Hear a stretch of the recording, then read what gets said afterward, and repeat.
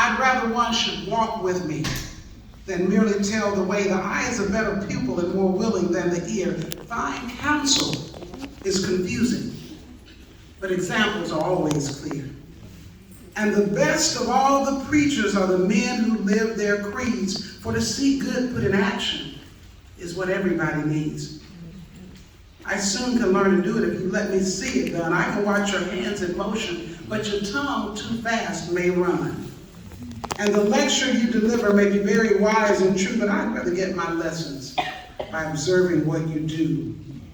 For I might misunderstand you in the high advice you give, but there is no misunderstanding how you act and how you live. Brother Todd, would you join me at the podium? And Reverend Montgomery or Reverend Stafford, fine. There's a box over there I want them to bring. Come on up, Brother Todd. My introduction to the state convention and to the oratorical contest came with my daughter. She's in the room today. She's 29 years old, married, and have a fur grandbaby, as it were. But started when she was on this stage competing in the oratorical contest, and always there was Brother James Todd with encouraging words, making sure everything was in order, calling, making sure we had the theme, making sure that we were ready for this day. And so today we want to celebrate Brother Todd and his commitment. This is our version of the Grammys. We want to celebrate Brother Todd for his commitment and dedication.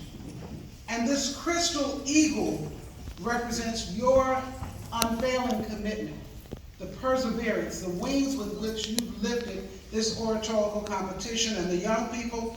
And it says, the General Missionary Baptist State Convention, YPD, salutes Brother James E. Todd for unwavering dedication and commitment, committing to the oratorical ministry. Reverend Tony Montgomery, Executive Director.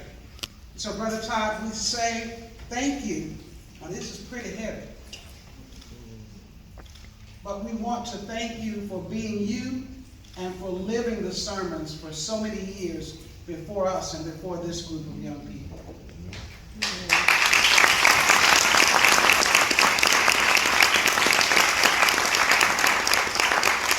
And also by his side was one of the classiest women I know.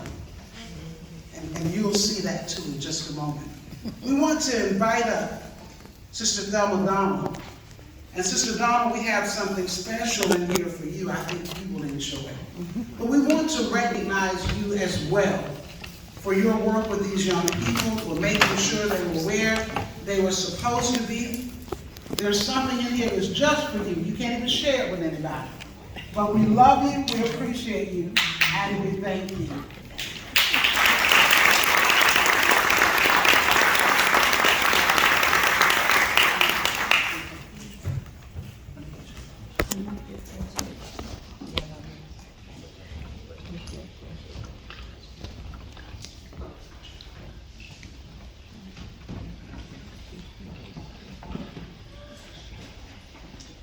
If you know me,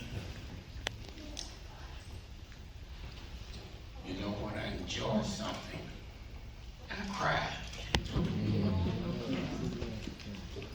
When Pastor Pickett appointed me in this position, he asked me, he just said, Brother Todd would take care of that. And all of the people that had been in this position ahead of me, I didn't ask for their input, they just gave it. Sister Shanks from Clarksdale would call me every year for 3 years to make sure I had everything right. Sister Jordan from Clinton would call me every year to make sure I had everything right. And Pickett left, and I tried to go, and Sutton said, you ain't going nowhere.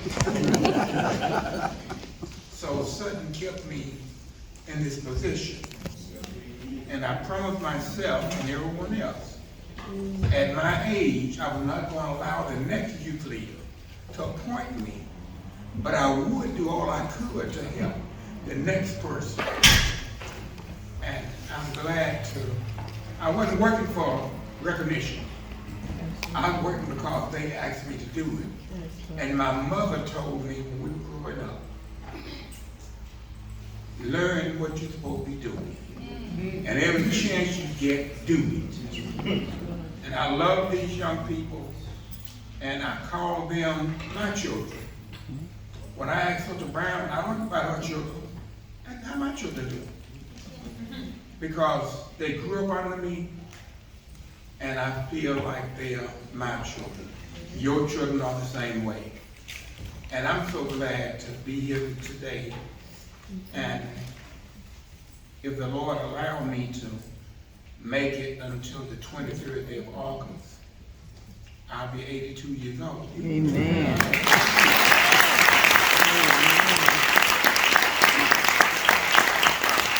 I was involved in an accident in 18-wheeler in 2019. I didn't think I'd be here today. But in March of 2020, you know how thick your fingernail is. The doctor pushed his finger against his fingernail and told me I was that far from being paralyzed from my neck down. And when you hear me sing that song, fell another day journey, I'm glad about it. I'm not joking. I'm glad about it. Yes, thank you. Amen.